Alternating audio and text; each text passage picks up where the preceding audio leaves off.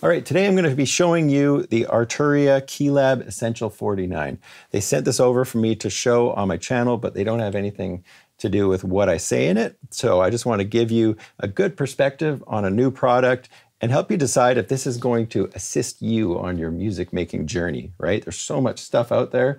This one is very well integrated with Analog Lab V. So if you're already into that kind of software, or if you're just wanting to get into it, it actually comes with a version of Analog Lab V. So there's a ton of software that it comes with as well. You've even got a copy of Ableton Live Lite. So all sorts of stuff that makes it a really impressive little package for a first-time user, but it's also a really complicated keyboard and has a lot of features for an advanced user. So we'll talk about how everything feels, the keys, the knobs, the faders, the pads.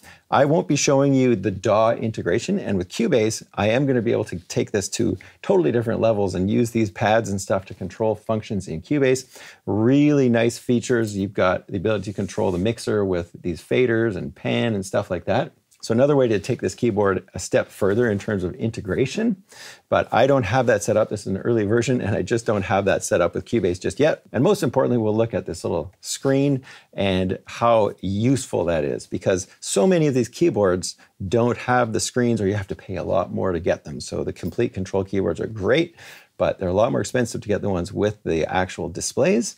So this one, as a budget keyboard, is going to get you a display and really integrated use with the software. Very nice stuff. Let's get right into it, make a little bit of music as we go. So Analog Lab V is a lot like Complete Control, and it's a way to host all of Arturia's plugins inside one single sort of interface. It gives you the ability to layer instruments. It gives you the ability to split instruments up into parts, and you can do that right from the Keylab Essential as well. So you can assign splits, or you can assign layers. You have a pad down here and a piano that comes in as you go up the keys. The keys themselves feel great. I do think that the Complete Control keyboards, the higher end Complete Control keyboards, have a nicer feeling key bed than this one. And I'm guessing when the full featured Keylab keyboard comes out, it's going to have a keyboard that competes with the Complete Control stuff. And I got to say, I like the wood side. I saw somebody recently post that they didn't like this.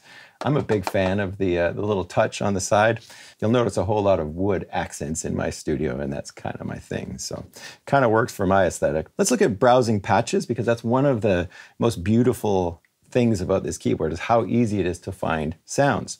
So I've just got a track loaded here in Cubase, and I'm just going to start browsing through patches. So if I go over to types right here, you're going to see that in Analog Lab V, it pulls up the patch browser right away.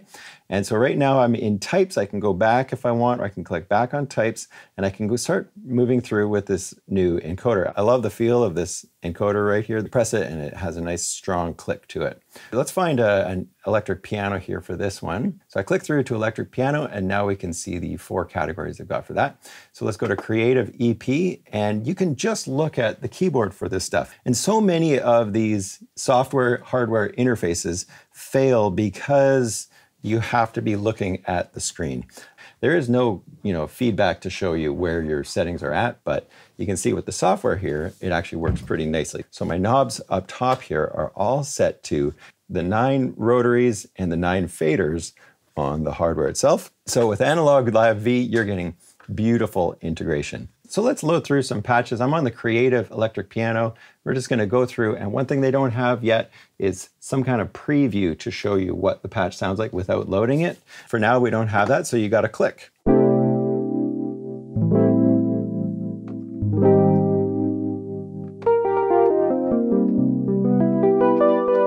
So let's keep going through some patches. And all you have to do is go through, click the button, and try patches.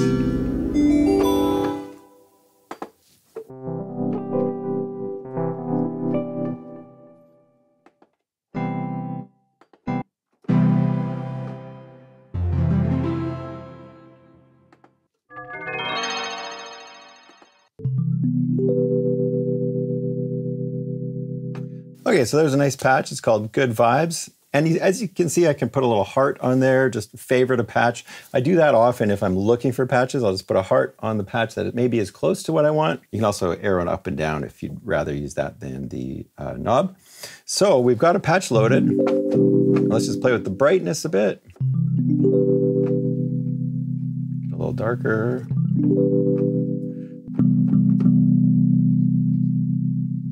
There's movement. Kind of like a Leslie. Let's take that way down. Turn up the chorus. I like that. And then let's put the delay up as well. And then the reverb. That's using the rotary encoders, and then of course we've got the faders down at the bottom. And you'll see the way the faders work. They're set up to catch right now. So right now, if I move this up, it's not going to change anything until I start moving down. This fader's actually at the top. So watch when I move it up, it catches up, and then now it's controlling it. Turn up the drive if I want that up. Watch what happens. I got to turn it all the way to the bottom, kind of catch it.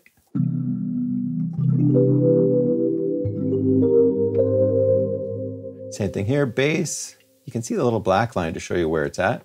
Very connected, very intuitive, nice big display to show you what each knob is assigned to. It's making these knobs and faders really usable. And I don't know if you've ever had a keyboard, an older keyboard with knobs and faders that you just kind of have to assign, but you don't really know what they're attached to. It's not that useful. I find myself just never using it because you got to figure out what knob number 4 is assigned to or whatever. This is very easy, very intuitive. You can also click Edit Preset here. And if you click Edit Preset, you're going to find the effects that are on this patch. You're going to see that there could be different parts. You could have part 1 and part 2. I can open up part 1 right here and actually see the virtual instrument that I'm using. In this case, the stage piano. And this looks exactly the same as my Rhodes stage piano over there, which is really cool. All right, so that's playing with the Rhodes. Now let's look at a neat little feature that some of you are going to really like, especially if you're not keyboardists. So one thing you can do with this keyboard is use chord mode, scales. You can use arpeggios, of course. Arpeggios are going to be pretty straightforward.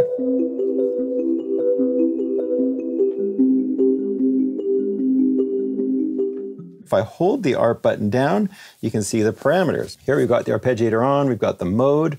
We can choose what direction it's going. Let's try inclusive. So now that's doing up and down.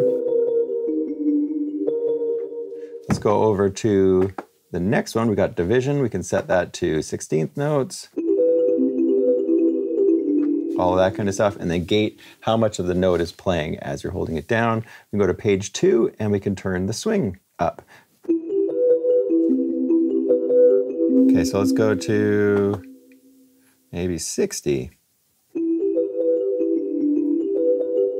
Okay, that's feeling like about triplet, triplet, triplet, like a triplet to me. So that's cool. We've now got a swung arpeggiated patch.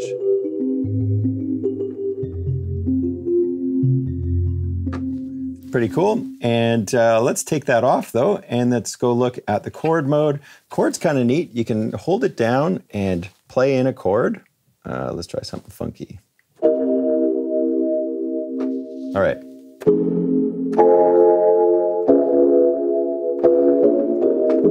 So there you go. You can hear that chord that I just played in, flat 9. It's now assigned to every key on the keyboard. So you play any note, and it's going to play a G7 flat 9. Right? So that's actually not that useful, unless you do something like a major 7. Let's do that. Okay, so now watch what happens when I play.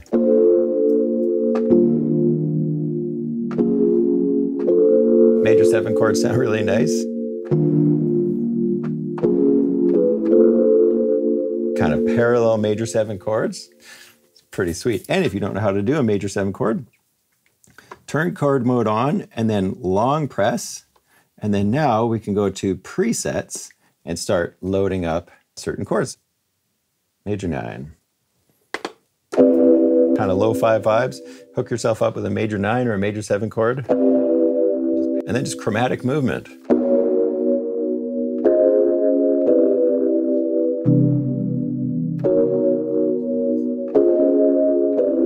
That's pretty nice, right? And so now let's get out of chord mode and just look at scale for a second. This one's really, really cool too. We can set our scale to a certain type. So I'm gonna go all sorts of crazy modes in here: chromatic, major, minor, Dorian, Phrygian. I've got some videos on stuff like this, Lydian, Mixolydian, all of the normal different modes. So we're gonna set this to F minor. I put the root on F, and then we go to type and we choose minor.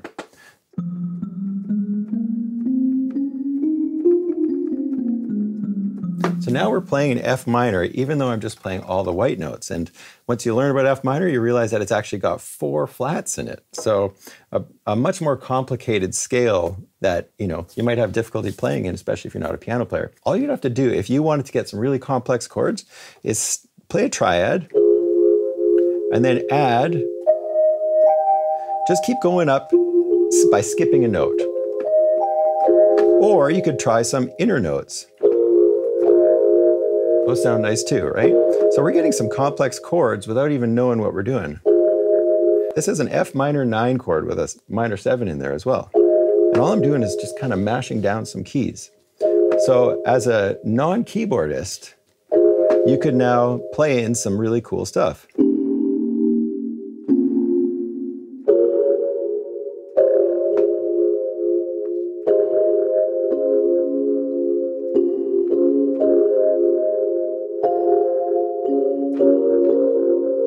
Okay, so I'm just going to record that in.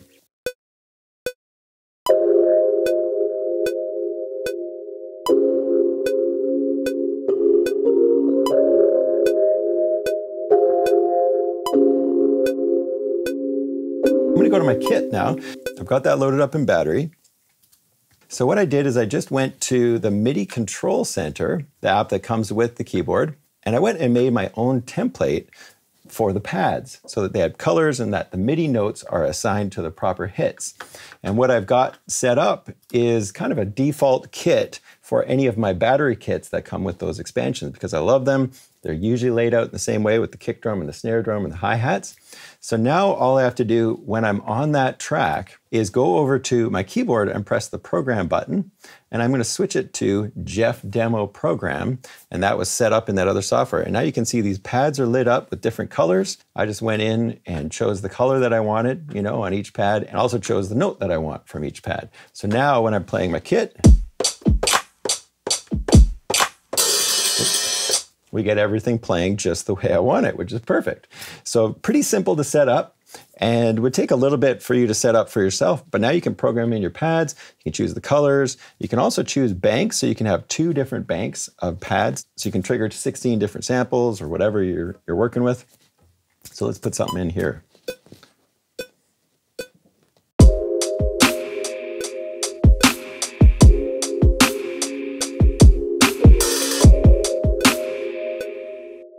Let's go to another patch and set up a bass. I've still got scale mode left on from the last patch.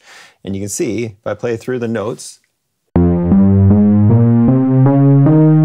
it's only letting me play in the key of F minor. So again, if you're not a keyboardist, this is a great way to stay in a key, but just use all the white keys. So now I can play along with this.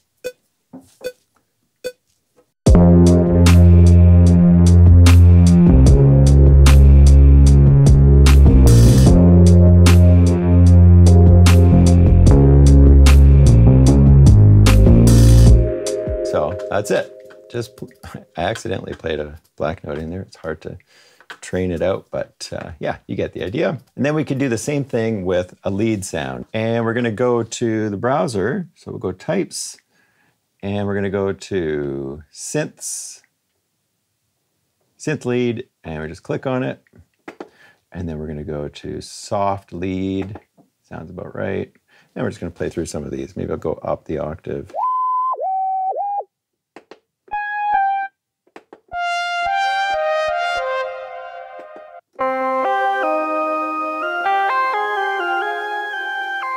Oh, I like that a lot.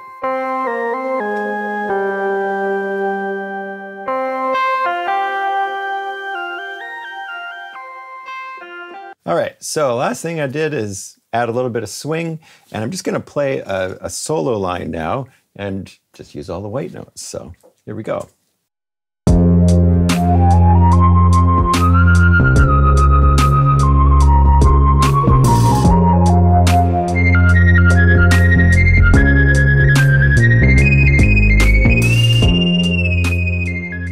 So that's it, just playing along all the white notes. You're gonna get really good at those white keys.